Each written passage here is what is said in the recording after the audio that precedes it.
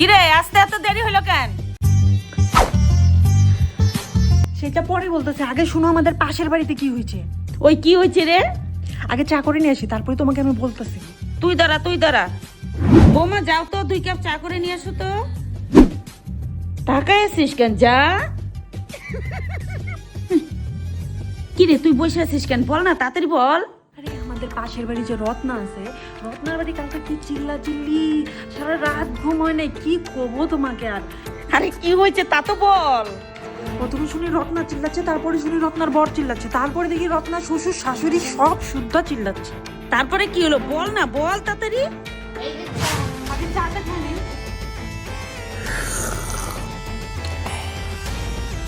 বল না। আরে কাকি, কালকে ওদের বাড়ি গরুটা বাচ্চা দিচ্ছে। নকশা। যা বাসন মাজগা। মনীষার বরের কি হয়েছে শুনবা না? শুনবো তো বৌমা, যাও না বাসনটা মাজো।